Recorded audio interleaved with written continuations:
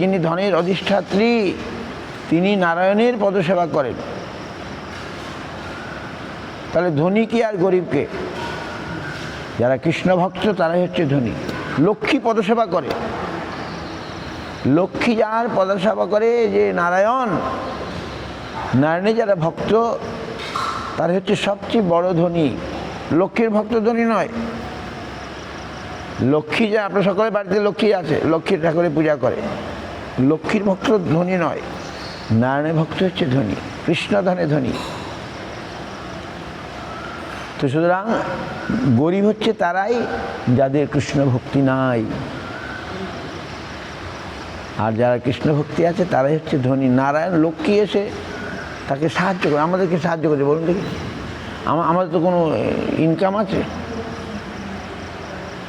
এই মন্দিরটা হয়েছে আমি করেছি না, লক্ষ্মী দেবীকে করে দিয়েছি। লোকে টাকা লাগে, তো টাকা তো কে? লক্ষ্মী দেবীর আন্ডারে। কি বলে ফিনান্স মিনিস্টার নাকি অর্থমন্ত্রী? লক্ষ্মী দেবী হচ্ছেন অর্থমন্ত্রী, অর্থ যোগান করেন লক্ষ্মী দেবী, তাই নাকি? তা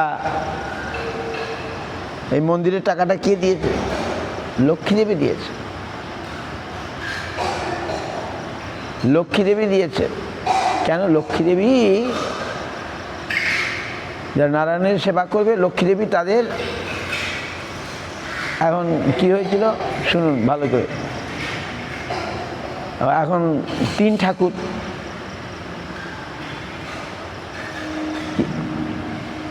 নারায়ণ মানে বিষ্ণু, ব্রহ্মা, বিষ্ণু, শিব, 3 ঠাকুর। এখন কে বড়? বুঝতে পারছেন? কে বড় এটা পরীক্ষা করতে হবে। ব্রহ্মা বড় না বিষ্ণু বড় না শিব বড়?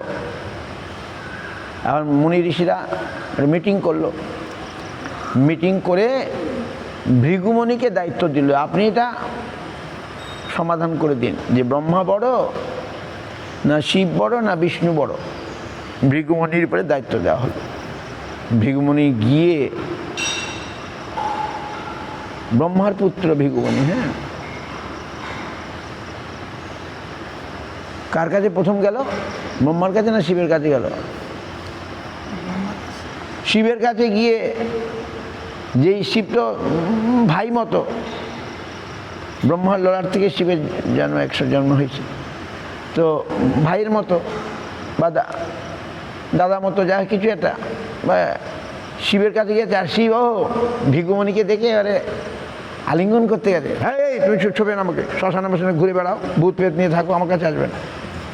ভৃগুমণি শিবকে বলছে, আমার ছবে না, তুমি শ্মশানে থাকো, আর এই ছাই ভস্য মেখে আমাকে ছবে না। শিব রেগে গিয়ে মারতে যাবে, পার্বতী এসে রক্ষা, এই মেরো না ভাই। পার্বতী এসে ঠেকিয়েছে, শিব তো রেগে বলে মেরে ফেলবে এক্ষুনি। কোথায় একটু আদর করে আলিঙ্গন করতে গেছে, ভাই এসছে আলিঙ্গন করতে গেছে, ভাই তুমি আমার ছবে না, শ্মশান মশানে ঘুরে বেড়াও, তোমার গায়ে ছাই ভস্য মাখা বা কি এসব। এখন ওখান থেকে ব্রহ্মার কাছে গেছে। ব্রহ্মা তো হচ্ছে পিতা, পিতা পুত্র এসে দেখে খুব খুশি হয়ে, পুত্র আসলে পিতা খুশি হয় না? তিনিও খুশি হয়ে তাকে ইয়ে করতে যাচ্ছে। হ্যাঁ, সে উনি কোনো প্রণামও করে না। পিতার কাছে পুত্র গেলে কি হবে? আগে তো প্রণাম করতে হবে নাকি? পুত্রের কাছে গেলে পিতাকে পুত্র প্রণাম করবে, কোনো প্রণামও করে নাই, সম্মানও জানায় নেই ব্রহ্মাকে। ব্রহ্মা রেগে গেল, রেগে গেছে। তখন তিনি বিষ্ণুর কাছে গেলেন। এই ভাগবতে আছে, চৈতন্য ভাগবতে আছে। বিষ্ণু তখন শুয়ে আছে, অনন্ত শয্যায় শুয়ে আছে, আর লক্ষ্মী দেবী পদসেবা করছে। বুঝতে পারছেন? লক্ষ্মী দেবী কাজই তো পদসেবা করা। এই যে আমরা পরিক্রমা করি সকালবেলা, এই নবদ্বীপ ধাম পরিক্রমা করলে ভগবানের পদসেবার ফল পাওয়া যায়। ওই যে আপনারা জল দেন, যারা এই নবদ্বীপ ধাম, বৃন্দাবন ধাম, পুরী ধাম পরিক্রমা করে, কি ফল? ভগবানের পদসেবার ফল পাওয়া যায়। এই ধামটা তো ভগবানের, এই ধামটা সাধারণ ধাম নয়, এটা ভগবানের সপার্শ্বদস্যীয় ধাম সহ অবতরী, ভগবান এই ধামটা নিয়ে এসছেন।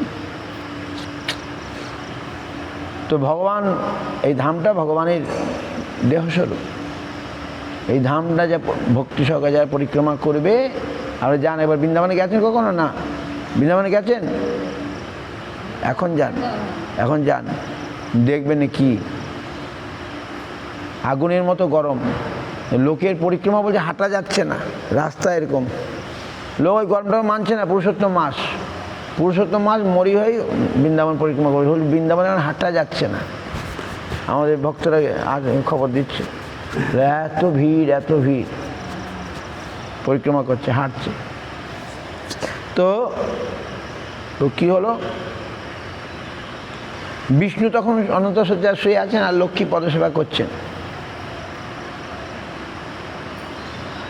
গিয়ে সোজা শুয়ে বুকের মধ্যে এক লাঠি, বিষ্ণুর বক্ষে এক লাঠি। হায় ভগবান! বিষ্ণু রে, হো হো, আচ্ছা আচ্ছা ভিখু তুমি এসছো। উনি একটু রেগে গেলেন না, আমি খেয়াল করি নাই তুমি যে কখন আসলে। বিষ্ণু এরকম বলছেন, তুমি কখন আসলে, ঢুকলে আমি বুঝতেই পারলাম না। গিয়ে এক লাথি মেরে দিয়ে বক্ষের মধ্যে। আহা! তারপরে যে ইয়ে হলো, ফিরে এসে প্রমাণ হয়ে গেল কে শ্রেষ্ঠ। ওরা তো রেগে মেগে, দুজনাই রেগে মেগে গেলেন, কিন্তু নারায়ণ একটুকু রাগলেন না। কি ব্যাপার, কি বৃত্তান্ত, এই চৈতন্য ভাগবতেই আছে। তো তখন এতে প্রমাণ হলো বিষ্ণুই শ্রেষ্ঠ। কিন্তু লক্ষ্মী দেবী রেগে গেলেন। এই পরীক্ষা, সকলে বললো পরীক্ষা, ওরা পরীক্ষার আর কোনো ইয়ে ছিল না, বুকে লাথি দিয়ে পরীক্ষা। উনি রেগে গেলেন, বলে এই ব্রাহ্মণের ঘরে কোনোদিন আমি থাকবো না। লক্ষ্মী দেবী রেগে গেলেন। ব্রাহ্মণ তো, বিজ্ঞ হচ্ছে ব্রাহ্মণ, সবাই বোঝাচ্ছে না এটা পরীক্ষা, পরীক্ষার জন্য লাথি মেরেছে। বলে লাথি মেরেছে, আমি আমার প্রভু যাকে আমি সেবা করি, পরীক্ষা করে তার বুকে লাথি মারা, আর কোনো ইয়ে নাই। এই বেটা ব্রাহ্মণের ঘরে কোনো কালেই থাকবো না, ব্রাহ্মণের ঘরে কোনো কালে আমি লক্ষ্মী থাকবো না। তখন তো ব্রাহ্মণ, নারায়ণ মহা চিন্তা বললেন, ব্রাহ্মণ তো আমার ভক্ত, নমো ব্রহ্মণ্য দেবায় গো ব্রহ্মণ্য হিতায় চ। ব্রাহ্মণ হচ্ছে নারায়ণের ভক্ত, নারায়ণ পূজা করে ব্রাহ্মণেরা। এখনকার কাছে এখন তো গোমাংস খাচ্ছে শালা ব্রাহ্মণ। সিপিএমের কি নামটা ওটা, বিকাশ ভট্টাচার্য, এটা প্রকাশ্যে রাস্তা দাঁড়িয়ে গোমাংস খায়। সেটা ব্রাহ্মণ নাকি, ওটা অসুর। কি নাম, চৈতন্য ভাগবতে আছে, রাক্ষস। এই কলিযুগে রাক্ষসরা ব্রাহ্মণ কুলে জন্ম নেবে। এই কলিযুগে রাক্ষসগুলো ব্রাহ্মণের ঘরে জন্ম নেবে। ওই একটা রাক্ষস, ওই বিকাশ ভট্টাচার্য একটা রাক্ষস, যাকে কিছু বলতে নাই। আর প্রকাশ্যে গোমাংস খেয়ে দেখাচ্ছে, দেখো আমি কত মানে নিরপেক্ষ। যাই হোক, তো ব্রাহ্মণ হচ্ছে বিষ্ণুর ভক্ত। ব্রাহ্মণ মানেই সে নারায়ণের পূজা না করে সে জল খাবে না। ব্রাহ্মণের এটা, ব্রাহ্মণের কাজ হচ্ছে বেদ পাঠ, শাস্ত্র পাঠ, ভগবানের পূজা আর্চা, এইসব ব্রাহ্মণের কাজ। এখনকার ব্রাহ্মণ করে, এখন ব্রাহ্মণ, সেটা ব্রাহ্মণ নয়, এরা সব রাক্ষস। এই কলিযুগে রাক্ষস, ব্রাহ্মণের রাক্ষস হয়ে জন্ম নেবে। সব নয়, সব নয়। তো ব্রাহ্মণ মানে বিষ্ণুর পূজক। দেখুন ব্রাহ্মণরা ঘরে ঘরে গিয়ে পূজা করে, শালগ্রাম নিয়ে যায়, পূজা করে নাকি। আপনারা ব্রাহ্মণকে ডাকেন, পুরোহিত বাড়িতে এসে পূজা, ব্রাহ্মণ ছাড়া হবে না পূজা নাকি।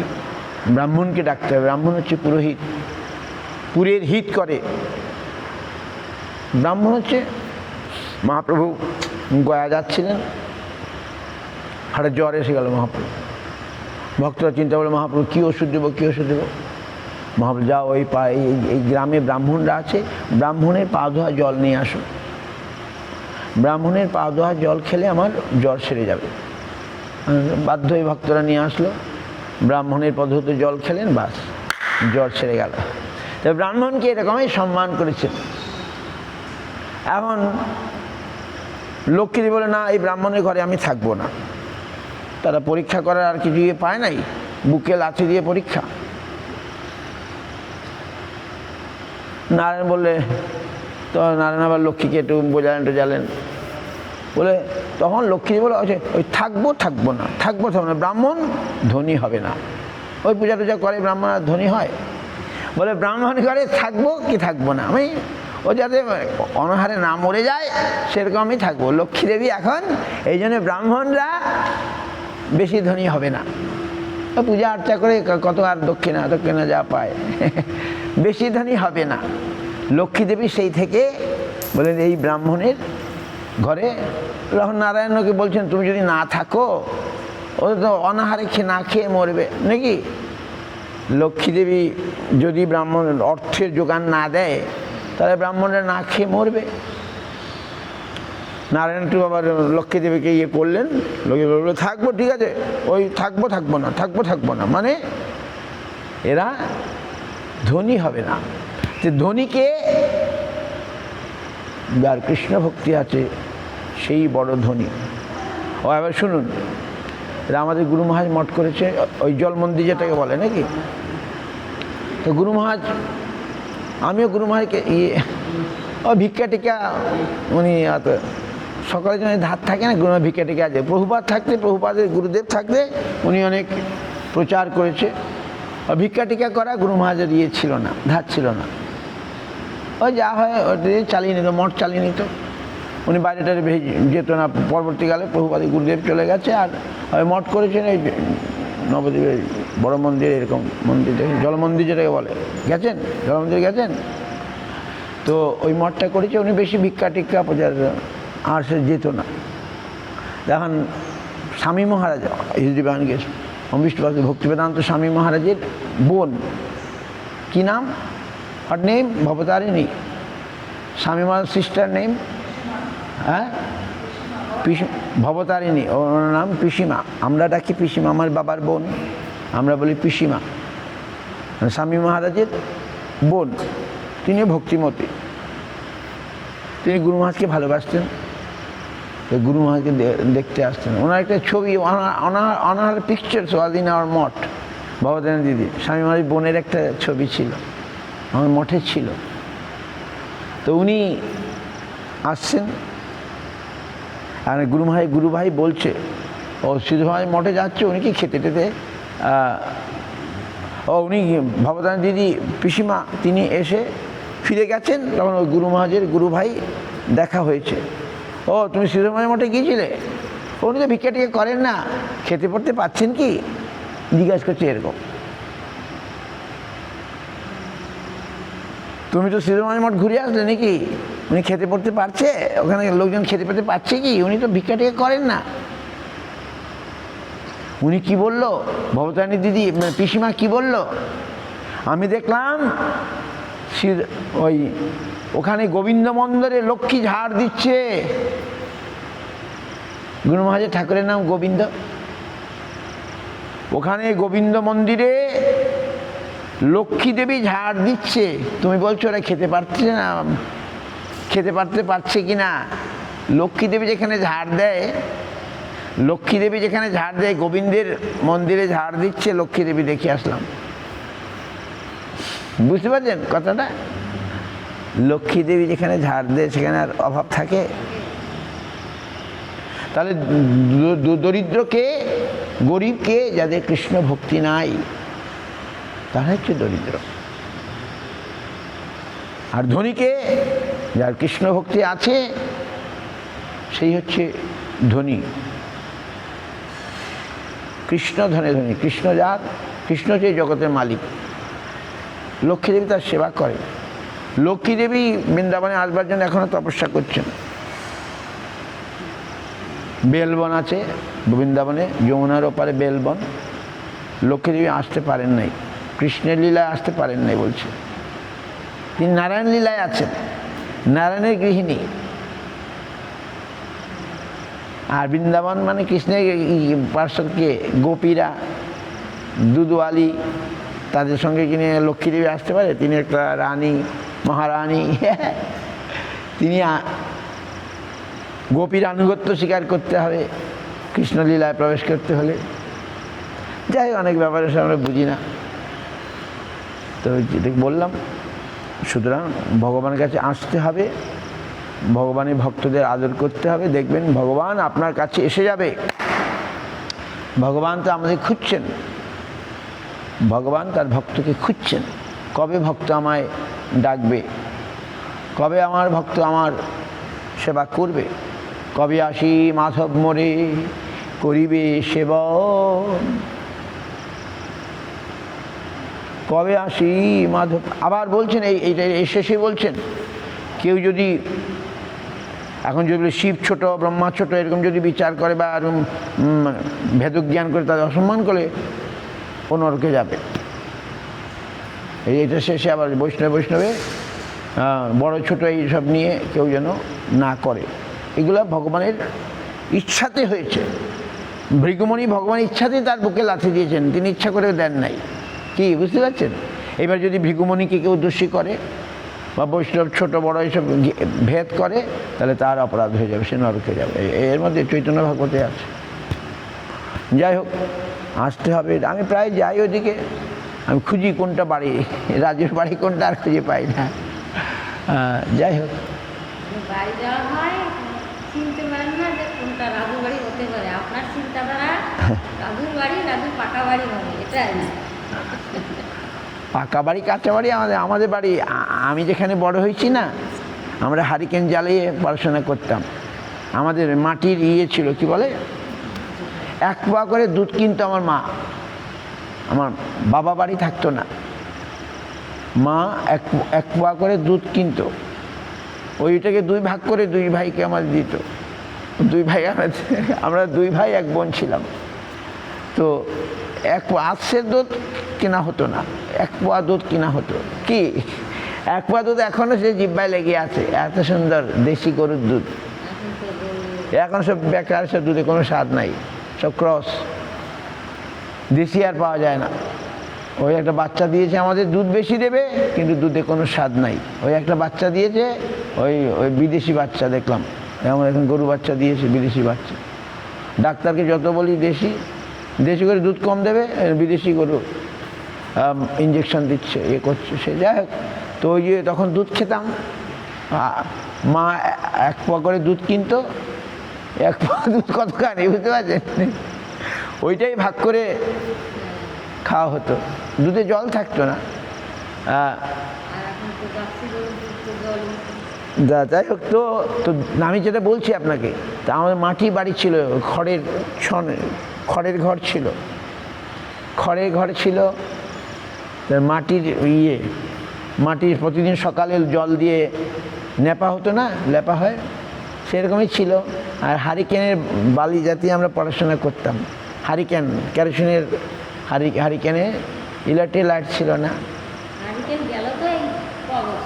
হ্যাঁ, হারিকেন জ্বালিয়ে পড়াশোনা করতাম, এখনও আমার মনে আছে ছোটোকালে। তারপরে আস্তে আস্তে ঘরে টিন উঠে গেল, টিনের চালা হলো, তার মনে আছে, টিনের চালা হলো, কিন্তু মাটির মেঝেটা থেকে গেল, টিন উঠলো। তারপরে এখন দেখছি সব পাকা হয়ে গেছে, আর এখন সব পাকা টাকা হয়ে গেছে। কিন্তু তারপরে তো তাহলে আমি কেরোসিন বাতিতে পড়াশোনা করতাম। তাহলে গরিব কে ছিল? আমার পিতা ঠাকুর মাসে 50 টাকা পাঠাতো আমার মায়ের কাছে। আমি 2 টাকা নিয়ে বাজারে যেতাম।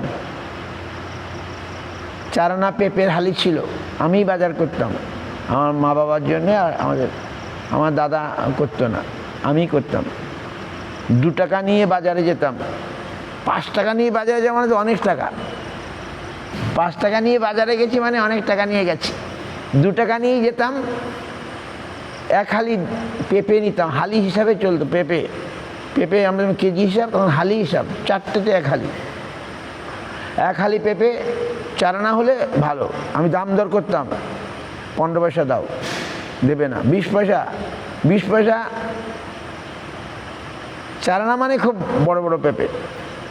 20 পয়সা মাঝারি পেঁপে, 15 পয়সা ছোট হালি, 4টে না বাস। আগে গিয়ে পেঁপে কিনতাম, পিতা ঠাকুর ওই পেঁপে খেত। আগে গিয়ে পেঁপে, তারপরে কি কিনতাম, 2 টাকা নিতাম তো, 1 পোয়া আলু কিনতাম। 1 পোয়া আলু, 1 পোয়া আলু, 1 হালি পেঁপে, হয়ে গেল কত, 1 কান্দি কলা, 4 আনা 1 কান্দি কলা ঠাকুরের ভোগে লাগতো। ঠাকুরের ভোজনে 1 কান্দি কলা, মঙ্গলবার আছে, মঙ্গলবারে আর শনিবারে হাট হতো, ওই 2 দিনই বাজারে যেতাম। মঙ্গলবারে হাট, আর তো 2 টাকা নিয়ে যেতাম। 10 পয়সার পান, মায়ের জন্যে পান, মা পান খেত, পান সুপারি, 10 পয়সার পান আর 15 পয়সার সুপারি বা এরকম, তাহলে কত হয়ে গেল।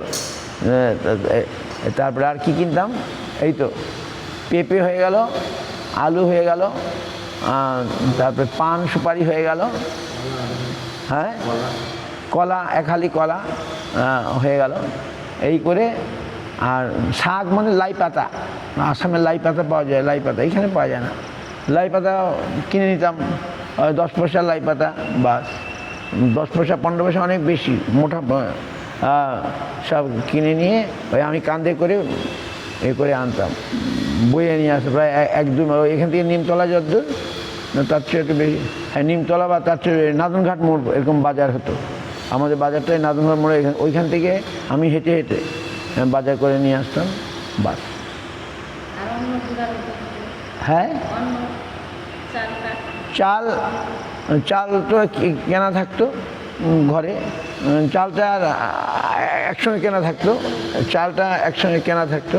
আর মাসে 50 টাকা পাঠাতো আমার পিতা ঠাকুর, বাইরে থাকতো, উনিও এই পাঠ কীর্তন এইসব নিয়ে বাইরে থাকতো। আর মায়ের কাছে 50 টাকা পাঠাতো 1 মাসের খরচা, 1 মাসের খরচা 50 টাকাই তো নাকি, হ্যাঁ 1 মাসের খরচা 50 টাকা চলে যেত। আর আমি বাজারে যেতাম 2 টাকা নিয়ে, মঙ্গলবার আর শনিবার 2 দিনে হাট হতো, হাটে গিয়ে এখনও সেই হাট টাটগুলো আছে। যাই হোক, তো দরিদ্র গরিবকে, যারা কৃষ্ণ ভক্তি নাই তারাই হচ্ছে দরিদ্র, আর যাদের কৃষ্ণ ভক্তি আছে তারা হচ্ছে ধনী। বুঝতে পারছেন, মনে রাখবেন। যাকে দেরি হলো, আমি যাই। বাঞ্ছা গল্প কি পাস পতিতানাং পাবন। ওই তো এই গেটটা তো ওই বানিয়ে দিয়েছে, অনেক কাজ করেছে। এই বড় গেটটা, ওই যে স্টিলের গেটটা ওই বানিয়ে দিয়েছে, অনেক কাজ। আমরা আসছি পর থেকে, অনেক কাজ করেছে। এই স্টিলের গেটটা 70,000 টাকা লেগেছে। আমার তমালপ্রভু 50,000 টাকা দিয়েছে এই গেটটার জন্য। ওই দমদমের তমালপ্রভু 50,000 টাকা দিয়েছে বলে গেটটা করতে পারলাম। 70,000 টাকা লেগেছে এই গেটটা করতে, স্টিলের গেট। আমি তো লোহার করবো, আমার অত পয়সা ছিল না। তোমার বলে না লোহার না, স্টিলে করুন। তার মানে পয়সা কোথায় পাবো বলে আমি দেবো, সে 50 টাকা দিল। হ্যাঁ, তো যাই হোক, তো রাজুই আগে, হ্যাঁ আচ্ছা আচ্ছা, হ্যাঁ সংসারটা, হ্যাঁ আমাদের সব সংসার। আরও কাজ আছে না, ও কাজ ভালোই করেছে, আরও কাজ আছে এখন। ওইটা করে দিয়েছে, যে গ্রিলের সিঁড়ি করে দিয়েছিল, ওকে বলেছিলাম গ্রিলের একটা সিঁড়ি বানিয়ে দিয়েছে। ওকে বলে তাড়াতাড়ি কাজটা করে দেয়, সময়টা করে দেয়। যাই হোক না, পাড়াটা ভালো লাগে, আমি তো যাই। লোকজন তো দিয়ে কম, তো আমাদের কালকে ভাবছি, কালকে এই হাট সিমলা থেকে অনেক প্রায় 30-40 জন মাতাজি ভক্তরা এসেছিল। আমরা হাট সিমলা গিয়ে আমরা কীর্তন করব, ওরা এসছে হাট সিমলা সমুদ্রগড়ের, কালকে সন্ধ্যাবেলা এসেছিলো। আমাদের ভিক্ষা করতে যায়, এইটা হচ্ছে দরকার। মঠ মানে সবাই বেরিয়ে যাবে, খালি পূজারি থাকবে, মঠে পূজারি থাকবে আর রান্না করে সে থাকবে, আর সবাই চলে যাবে প্রচার করতে। এইটা হচ্ছে মঠ করার উদ্দেশ্য। স্বামী মহারাজ এত ইস্কনটা এত বড় হলো কি করে, এর জন্যে। ইস্কনের নিয়ম হচ্ছে মঠে শুধু পূজারি থাকবে আর যে রান্না করবে সে থাকবে, আর মঠে সব লোক সকালে খেয়ে দিয়ে ভিক্ষায় চলে যাবে। ভিক্ষা মানে কি, মানুষ তো কৃষ্ণ ভক্তি করে না, করতে চায় না। ভিক্ষা নিয়ে তার থেকে কিছু নিয়ে আসলে তার কোনোদিন হয়তো ভক্তি হবে। কি সে তো মন্দিরে আসবে না, ভগবানের ভক্তি করবে না, তাতে কিছু নিয়ে আসো, জোর করে হোক নিয়ে আসো, তখন এটা স্বীকৃতি দাও তাদের। তো ইসকন এই জন্য এত বড় হলো। এখনও ইসকনের নিয়ম হচ্ছে এই যে আমরা যাই এক চক্রা, সব বোর্ডের মধ্যে কত হাজার নাম লেখা আছে, মুষ্টি ভিক্ষা, ওদের হচ্ছে মুষ্টি ভিক্ষা। আর সব মোটর বাইকে করে সব প্রচার করে, আমাদের মতো না, সব বাইকে বাইকে চলে যাবে দূর। গ্রাম মানে কি দূর, গ্রামে তো এক জায়গায় নাই, শহরে এক জায়গায় সব পাওয়া যায়। তো গ্রাম বাইকে বাইকে সব 4-5 জন বেরিয়ে যাবে ভিক্ষায়, সব গ্রামে গ্রামে ভিক্ষা করবে, সব মুষ্টি ভিক্ষা বলে, মুষ্টি ভিক্ষা। আমি তো এখানে মুষ্টি ভিক্ষা দিয়ে আরম্ভ করেছিলাম, সেইগুলো কী হলো, আনা হয় চালটাল, মুষ্টি ভিক্ষা আমরা শুরু করেছিলাম, চাল। তো ইসকন এইভাবে বড় হয়েছে, মানে ওরা খেটে, না খাটলে কি আর হয়,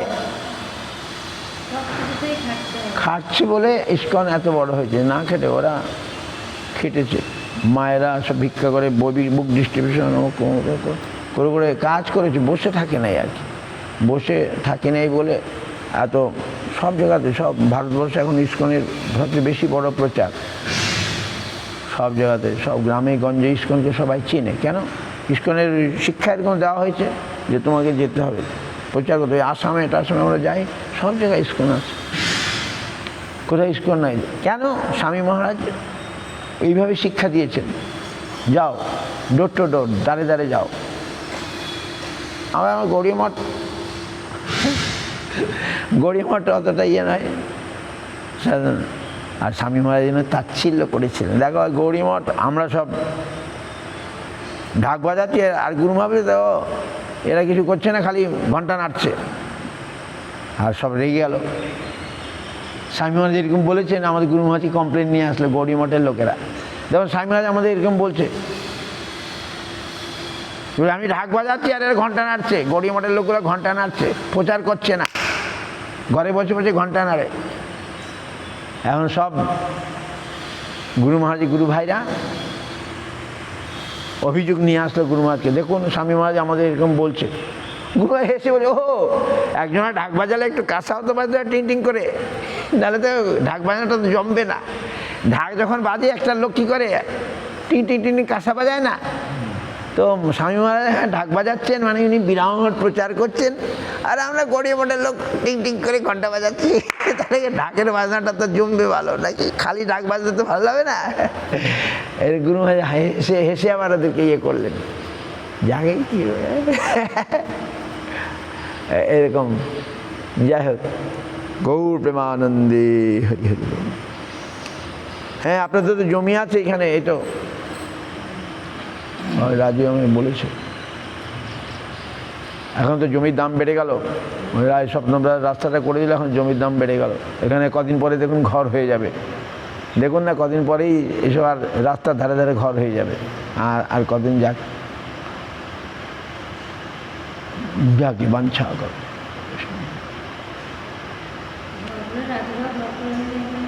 হ্যাঁ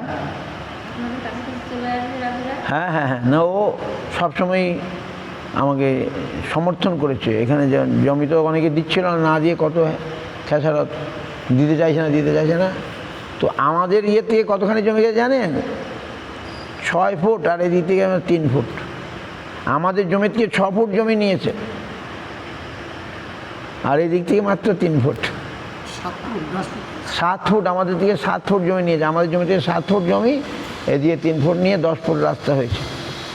যাই হোক, তবু হয়েছে। কিন্তু এখন আপনার ওই তপাদারের কাছে যান, আমি তো চিনি না, আপনার ভোট দেন ওনাকে। তো ব্রিজটা না হলে বাসবির 2 দিন পরেই আর হাঁটা যাবে না, কোনদিন পা গলে গিয়ে কেউ মরবে।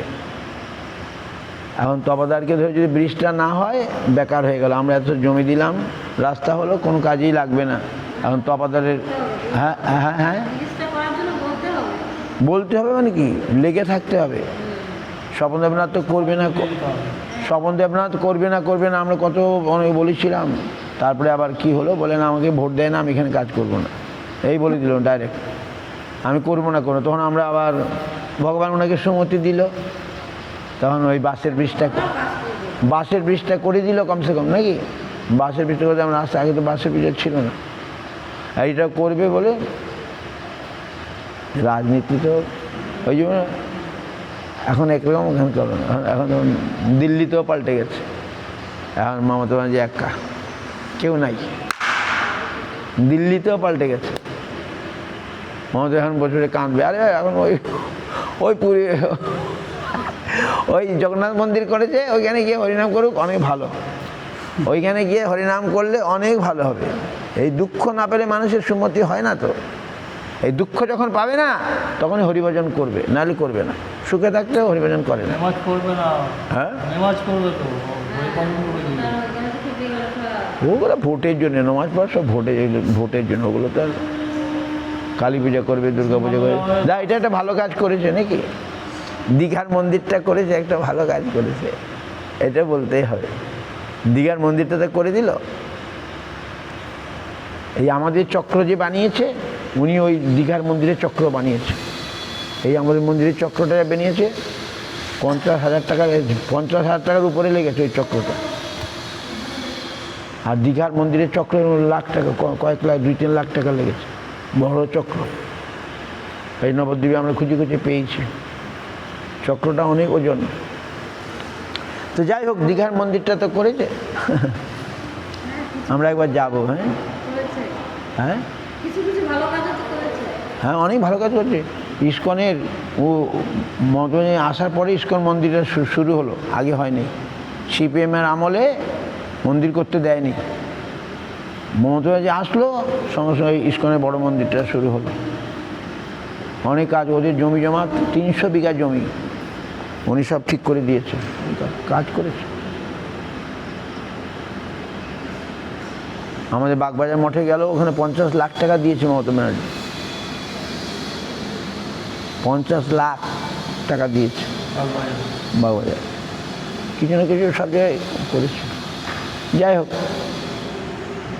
ওদের সুমতি হোক, সবকে সুমতি দেয় ভগবান। আমরা ভালো কিছু করলে ভালো ফল পাওয়া যাবে, ভালো কিছু করলে ভালো ফল। তাড়াতাড়ি কি সংসার দাবা নলির লোক তনায় কারুণ্য ঘন ঘনত্তম প্রাপ্তস্য কল্যাণ গুণার্ণব বন্দে গুরশ্রী মহাপ্রভু।